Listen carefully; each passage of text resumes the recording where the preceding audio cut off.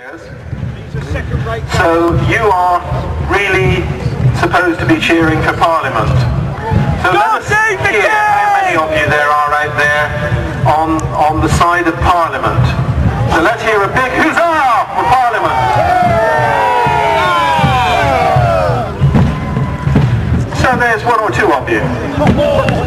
How about those of you that are on the side of the King, and the man from whom all power has descended? You are royalists, you possibly are not from Nantwich, or you may be keeping your heads low within the town of Nantwich. Let's hear you give a cheer for the Royalist Army as it marches onto the field now. So come on, huzzah for the King! God save the King! Well, it sounds suspiciously to me as if Parliament and Nantwich are outnumbered by the Royalists here today. So we should be expecting a Royalist victory, shouldn't we? No! As the army marches, this is a bit like the standoff that you get at the start of any fight. If you remember fights in the school playground, there'd be a lot of yah, boo, hiss going on long before they came to blows. And this is much the same sort of thing. The ensigns are saying to the enemy, look, you've seen this flag before. We thrashed you last time. We beat you absolutely hollow, and we're going to do the same again. So look at this flag, and you know that you've got a serious, hard opposition against you. But it was also a means of rallying your own, making them think long and hard about protecting that colour. If you lost the colour, if you lost that standard, that was the greatest shame that a regiment could suffer. It was also a great, great source of pride and privilege to the man that captured the colour, and people were given huge rewards for doing so. A regiment that lost its colour was likely to end up in the most dangerous positions on the battlefield, trying to regain its honour.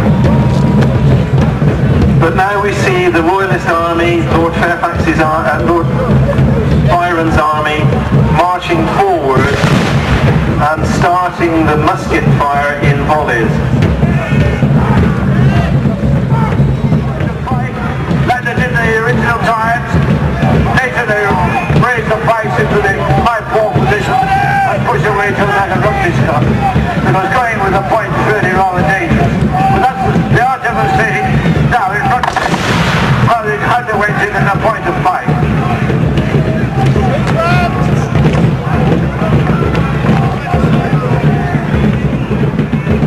Thank you for that, Andy. Can you hear any soldiers grunting and shouting in the middle of that, or are they being nervous and as yet not got their blood up?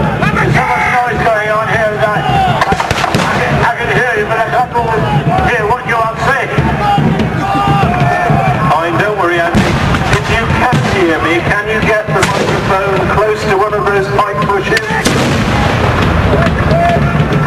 I'll have to come a bit nearer.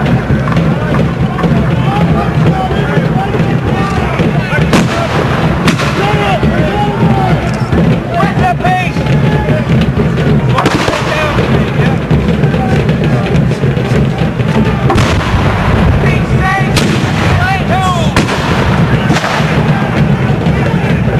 As you look at the field now, you'll see how difficult it was to identify different units and indeed the two different sides. And that is why those sashes and the importance of recognising your own standard, your own colours, are essential. It was particularly problematic when soldiers on both sides often had uniforms that were very similar, because most of the soldiers' uniforms were provided by their commanding officer, and he would buy whatever fabric he could get and have those turned into coats for the soldiers. So there had to be an awful lot of blue cloth around at a given point in time, then a lot of soldiers got blue coats.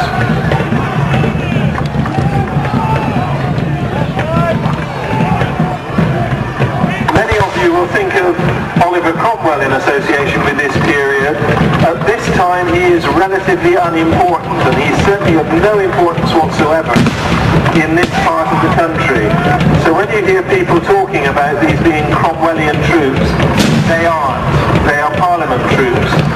Cromwell's ascendancy happened in the next 2 or 3 years.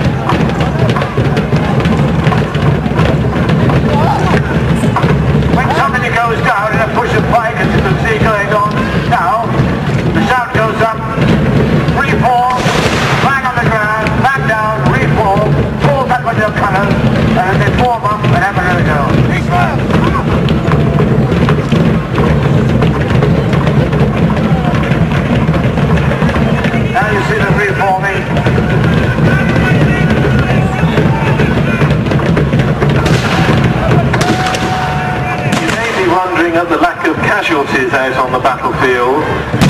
As I said earlier, people have come a very long way to get here today, and although we are attempting to give some insight into the way a battle occurred, it isn't much fun if 5 minutes after you've gone to the battlefield you have to lie down and pretend you're dead.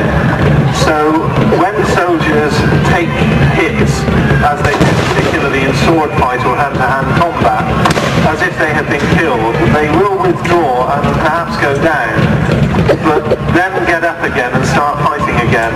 Otherwise, after a very short period, nobody would be left. Frankly, they would want to come. So if you are expecting to see lots of bodies on the field at this stage in the battle, I'm sorry, but you'll be disappointed. We try to maintain battle lines, we're getting a bit disjointed at the moment. But you're quite right, nobody likes dying, especially when the ground is wet. But towards the end of the battle, more people will protect the dying. I assure you. You heard the expression of fog of war? When anybody was left for dead, the camp followers, there was no organised first aid, the camp followers were the only people who were interested. They would come, if you were left for dead, you'd probably strip your clothes because clothes were very scarce in those days. Soldiers didn't hear what they could do nothing. So they went off on the camp followers, or maybe their wives, would rescue the clothes and die. This, in fact, is the first battle of the Civil War, the Battle of Edgehill in October 1642, which was pretty cool.